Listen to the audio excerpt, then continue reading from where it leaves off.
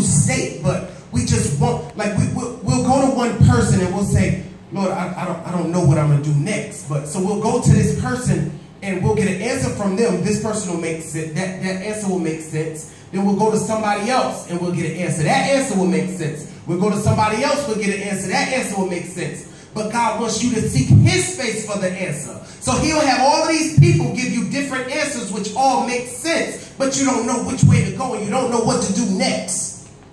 Oh, glory to God. God wants you to seek his face. You know, God wants us to rely on him, y'all, because he's our source. You know, God is our source, y'all. And he wants us to depend on him. You know, say, seek first the kingdom of God and his righteousness, and all these things will be added unto you. But you got to seek his face. You got to say, Lord, I don't know what to do, Lord. I don't know what to do next, God. You know, so I'm coming to you, God. Lead me and direct me and guide me, oh God, to the answer, Lord, to that thing that you would have me to do, God. That next place, oh God. Lead me, God. Guide me. You know, but all in the same token, you're getting a closer relationship with him, because he's teaching you how to hear his voice. You know, God is always talking, y'all. God is always talking, but it's like, are we listening? You know, we want God to do things for us a lot of times, but we're not willing to change and to go into a place in him. Let me tell you one thing, y'all. I believe that fasting is so important, and I believe that when you fast, it's pushing that plate back. It's saying, flesh, you're not going to be in control of me. Fasting, and you say, I'm not going to eat until a certain time. I don't care what's going to happen. I'm not going to do it. Because, God, my relationship with you is more important than food. Oh, glory to God. My God. But, y'all, we got to be able to push that plate back, because a lot of times we don't want to do that, you know. We want to just please the flesh all the time. We just want to please the flesh. We just want to be happy all the time. We want to just do what we want to do. God would rather have you cold. He would rather have you either with him or not with him. Like, he doesn't like lukewarmness, you know. I'll tell you one thing. I tried to do that myself. I was trying to live a certain way. I wanted to please God, but I still wanted to hold on to things that I wanted to hold on to, you know. You know, I remember I would still smoke cigarettes, and I would go preaching in the pulpit, and, you know, I was still holding on to little areas of my life that I didn't want to give over to God, you know. And there's a process through it, y'all. It's a process. It's not something that's going to happen overnight, you know. But I say God will do what we cannot do, but we have to do that which we can do, you know. And God is there to help us through the rest. You know, a lot of times we say, God, why can't I get over this? Why can't I get over this? Why can't? Because God wants us to do what we can do. You know, God is not going to do everything for us, y'all. But he's there to help us through. You know, like, we got to have faith. And faith is believing what you don't see a way out of. You know, because if we understood everything, that's why the Bible says we have to walk by faith and not by sight. You know, we can't go by what it looks like all the time. You know, we can't go by what it looks like. You know, if we understood everything that we went through, why would we need God? We wouldn't need faith. We wouldn't have to rely on anything, because everything would make sense to us. And I'll tell you one thing. One way that you know God is in your situation is when it does not make sense to you. You know, you don't see a way out of this, and that's how you know God is in it. But God has to test us a lot of times, y'all. He has to put us through tests. He wants to see, are we going to be faithful to him as he has been faithful to us? You know, or are we just going to give up when times get tough and rough? You know, or are we going to hold on to God's unchanging hand? What are we going to do? You know, we got to get it together, y'all. We got to get it together. We got to know that God is there for us to help us through. You know, he's there for us, and he wants to help us through. But it's about the relationship too now. We got to have the relationship with him. You know, and how can you have a relationship with somebody if you don't believe in them? You know, that's why it's impossible to please them without faith. Faith is believing in God, believing that he's going to pull you through, that he's going to get you through that rough time that you're struggling with, you know. And I always say this, but what we go through, y'all, it's not for us. It's somebody that needs to hear that testimony, you know. We can't hold on to these things and not tell about the goodness of God and all that he does for us. You know, he doesn't bring us through victories for us to keep it to ourselves. Somebody needs to hear your story. That's why a lot of times we have to struggle for long periods of times going through things. You know, we got to struggle because somebody might need to hear about the long suffering part of that struggle. You know, like with me with cigarettes. Oh, glory to God. With cigarettes, I smoked cigarettes so long, and I said, Lord, I want to do right. I don't want to smoke these cigarettes. I just keep finding myself going to buy more cigarettes. You know, but I had to struggle through it for a long time, y'all. Even with drugs and everything.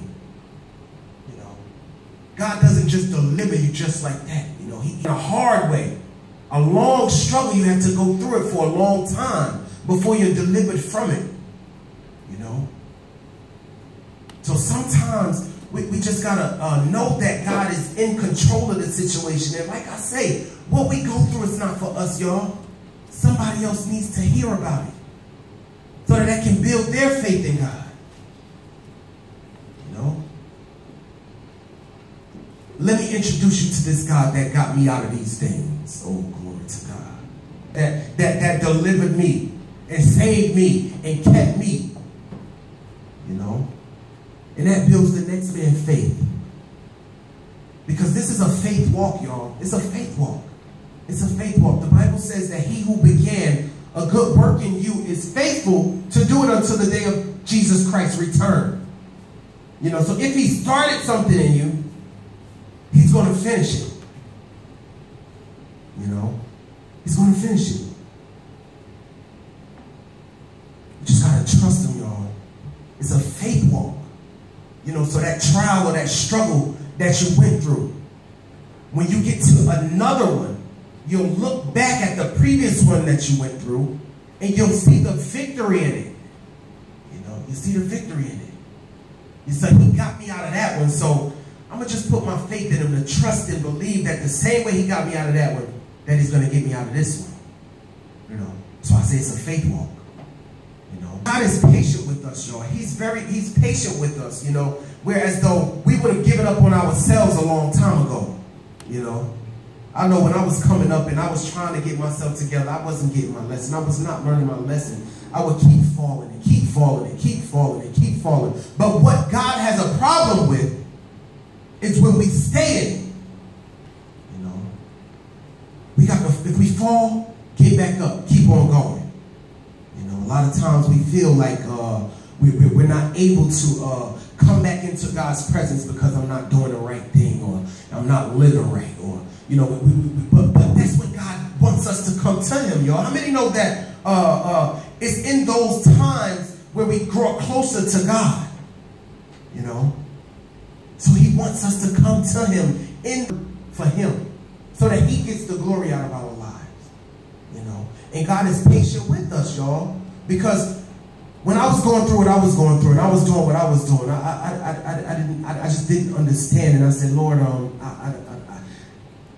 I didn't see myself out of that thing, you know. I didn't see myself out of it. I just seen the struggle, you know. But God is faithful to complete it. You know, when he begins a good work in you, he's going to keep it going until he's going to perfect you until the day of Jesus Christ's return, you know. But we got to trust him, y'all. We have to have a relationship with him, you know. And it's a faith walk, like I said. We have to go through some things, y'all. Lord, I need you, God. I need you, God. I can't do it without you, God. Glory to God. I thank you, Father. For your name is worthy to be praised, God. I honor you on today, God. Hallelujah. Thank you, Lord. And God has a way, y'all, because he can see the future. He didn't build us to see into the future and to read each other's minds, But what God does is, a lot of times, there's something called the sanctification process in our lives. You know, it's that time when God says, enough is enough. I'm about to sit you down, and I'm about to work on you. I'm going to have to take some things out of you so that I can use you for my glory. You know? That's what he had to do with me, y'all. That's why I'm down in Georgia, actually. This is part of my sanctification process. You know, because where I was from, New Jersey, I had so many bad influences around me. You know, I had all of these, I was just lost in New Jersey, you know, but he said, I can't use you on drugs. I cannot use you clubbing. I cannot use you smoking. I cannot use you drinking. I can't use you. So I'm going to tell you what I'm going to do. I'm going to take you away from all your friends. I'm going to put you down in a place where I can work on you. You know, and my grandmother got sick, y'all. And that's the reason I had to move to Georgia. It's been a rise, oh, glory to God, in my life. You know, and me being in the house so much, taking care of her, I read my Bible, I got on my knees, I started praying. So my life was church and home, church and home, church and home. That's all I was doing, was church and home. That's part of my sanctification process, you know. So God had to take me away from all the negative influences in New Jersey, those things that I was doing and those people that I was around. And he said, I can't use you like this. So, you know, like I said, going to church, coming home, going to church, coming home, going to church, coming home. Let me tell y'all one thing about this process. It's preparing you for greater, you know. It's teaching us to rely on God. And he shows himself mighty and strong in our lives each and every time, you know. But he's teaching us to trust in him just a little bit more. Just gotta put our trust in him just a little bit more, y'all. You know, God is good, y'all. He is awesome. And he's kind. You know, a lot of times, you know, God will have someone speak a word into your life, and we don't see it at the time. Because I remember when I was much younger, I was prophesied to about, you know, I would be a preacher, or I would be in ministry, or I would. But, you know, when our minds are not clear, like I just kind of laughed it off, and I was in my head laughing like, this man do not know what he's talking about. But me, huh? What? But once God get a hold of you, and he starts to work on you, you kind of can see, say, oh, I kind of can see this happening now a little bit more, and I can kind of see it happening a little bit more. I can start seeing it, you know, but a lot of times, you know, I will tell you that when God speaks a word over your life, when a word is spoken over your life, it says, it will accomplish that which it's set out to do. So it's like if God said it, it's already done. You know? It's already done. The word that God has spoken over your life, that thing will come to pass. It cannot fail. I didn't say it will not fail. It cannot fail. There's no demon in hell, no demonic presence that can stop it from happening. Once God speaks it, it's going to accomplish that which he set it out to do. My God. Jesus. I don't know who that was for, but, you know, when God says something, y'all, it's going to happen. You know? And I tell you that once you find out what it is, you know, a lot of times God will show us a little, we'll get a vision of it, or we'll get a glimpse of it, or he'll show it to us, you know. But once you find out what it is, start trying to walk in that direction. Start trying to go toward that thing. Because that's your purpose. You know, that's your purpose. And it's that thing that you can't get out of your mind. You know, it's the pull of destiny which calls us, you know. It's the pull of destiny that calls us. You know, it's that thing that you can't stop thinking about.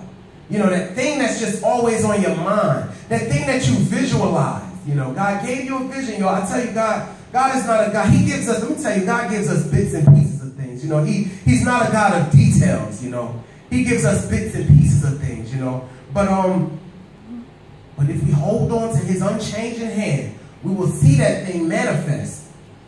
But like I say, when it is we know what we're doing, start walking toward that direction. Start walking toward that direction. And I'll tell you one thing. It's amazing how God sees that when we're starting to veer off to the right. He has a way of pulling us back to the left. Just pull pulling us back gently. No, that's the wrong way, son. I'll pull you back this way. Now, this is the way you need to go. You know? Because God is not going to speak to us about little things, you know? He's not going to speak to us about what we need to wear, you know, what we need to eat, how to what we need to get dressed, how we need to get dressed, you know, what we need to. He's not going to do that. But when it comes time to your destiny and your purpose that he put you here to accomplish, he's going to speak to you. Things, but when it comes time for destiny decisions, he'll speak to you, you know, because it's his purpose, you know. And I'll tell you one more thing. If you go off track because you thought you heard God and you thought God was speaking to you and you thought God told you to go this way, even though it's the wrong thing to do, because your heart was right and you knew that you heard God, but you didn't hear him, but you thought you heard him, but being that your heart was in the right place because you wanted to obey his voice, he'll still work it out for your good. He'll still work that situation out in your favor because your heart was in the right place. But along that time, you're still learning to hear his voice, you know, because God created us, y'all, and he knows what's best for us. He knows what's best for us. You know, there is no point in your life where God is looking at you and saying or laughing because you're struggling or because you're hurting. God is rooting for you. God wants you to do good. God wants to help you through. But he knows as a good father the things that he has to do to get you there. So a lot of times when we're struggling through things, we got to know that that is God in that situation. And he's only allowing us to go through it so that we can be prepared when he gets us to that place that he wants us to be. You know? We got to trust. Trust in him. And know that his way is the best way. And that he has your best interests at heart. You know? Again, God is, like I say, there is a season and a time for every purpose under the heavens. You know, there's a season for everything. You know, God says as long as the earth remains, there's going to be seed time and harvest. You know, and I'll tell you one thing. What I believe is going on right now also is the fact that you know, I believe what's going on, the shifting, is God is doing those that have been faithful over the few. You know, that were continually on your knees, praying to him and reading your word and building a relationship with him. He's about to make those ruler over many. You know, those that are prospering, that we see that are prospering, you know, but are still doing bad and still doing sin and still doing evil. But we look at those people and we say, wow, how are they and have such, you know, have so much, and how are they so happy? And how are they so, the tables are about to turn, y'all. About to turn. You know, about the things of old. Behold, I do a new thing. You know, so we just got to trust God, y'all. Trust him. And trust that his process is the right process. You know, but I want to stress the fact that we need to have a relationship with God, y'all. We got to have a relationship with him. We got to talk to him. We got to read this word. We got to fast and pray, you know, because how many know that the Bible is God's, this is his mind in a print form, and this is the main way that he's going to speak to us, is through the word of God, you know, but without the relationship, it's like you're uncovered, you know. And that's all I had on today, but I do want you guys to, situations that we're going through, you know. But we got to put our trust in him. And no matter what it looks like, we got to trust him to get us through it. You know, put our trust in him. And believe that he is a rewarder of those who diligently seek him.